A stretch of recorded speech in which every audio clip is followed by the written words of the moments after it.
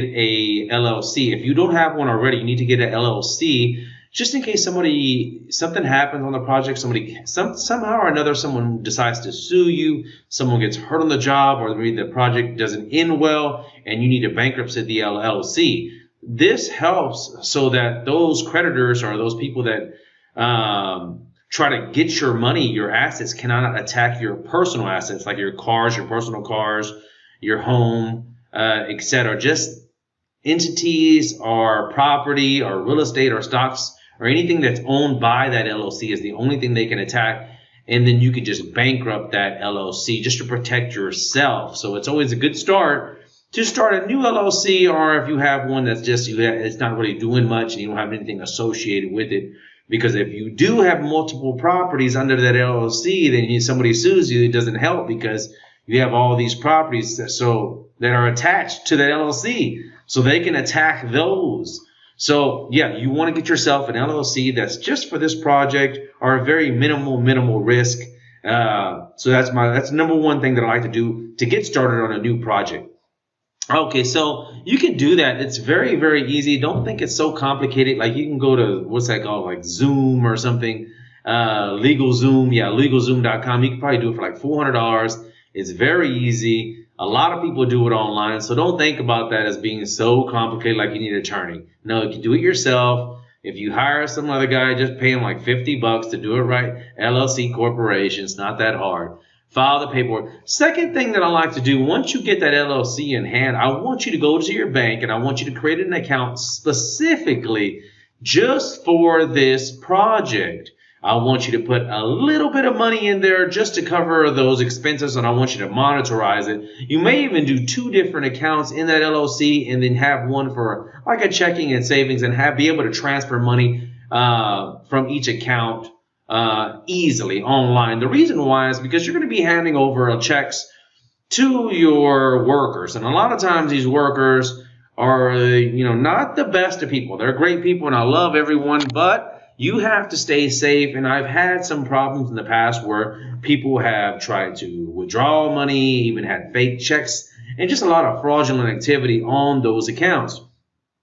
So what I do now is I start that new account and I put just enough money in there that in case they wipe it all out, and that's not going to be everything that I own. So I may keep like $2,500 in there, $5,000 at most, and then write checks on that account, And it does it for a couple other things as well. Not only does it minimize the risk of some kind of fraudulent activity on that account, but it also, you're going to be keeping an eye on your budget.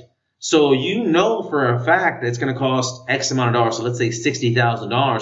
So you're going to put that in the main LLC account that's not associated with the checking account. So nobody has that account, so they can't just write a check out for $25,000 and take it to the bank, you see? So anyways, you're going to have $60,000 in the main account, and then you're going to have a checkbook account that you can write checks on, you see? And then you're going to be, as you spend, let's say the roofer is going to be like $3,000, so he may need $500, so you transfer $2,500 to that account, write him $500, then you're going to transfer that little $500. Even if you don't have something complex, just get you a little spreadsheet, and you want to say, okay, well, if I have, let's go an easy one right here, just trash can.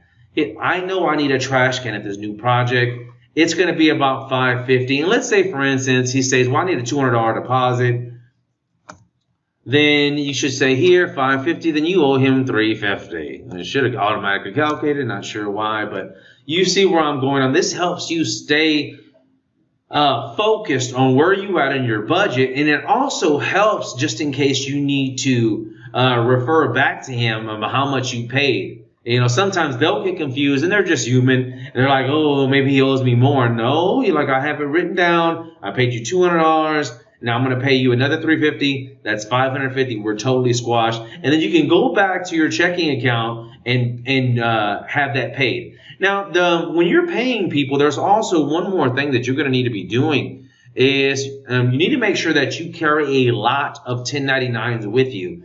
Before you pay someone, you want them to fill out your 1099. A 1099 is basically independent contractor. They don't usually want to do this, but right before you pay them, you force them. I don't care, you're not here to go and check everybody's information, but whoever you write that check out to, you get their social security number, have them fill it out and sign it. Don't even touch it. Have them fill it out, have them sign it, and you pay them, and then you keep track and you hand that over to your CPA. Now, a CPA, everybody thinks that it's so expensive to have a CPA. No, a CPA, you give them all these docs at the end of your project, and it usually runs about $500 to $1,000. Maybe he'll even do it even cheaper if he's doing your taxes, because it's not that complicated. It's not like you're doing millions and millions of dollars of projects. You may be a few $100,000, maybe, 60, 100,000. He's going to calculate it up. You're going to show him all these 1099s in a stack. It doesn't take rocket science. Adds them up. Easy breezy. Then he does all your write-offs and the stuff that you pay, like from supplies and stuff. And it's very important, because it's not about how much money we make, but it's the main thing is how much money we keep.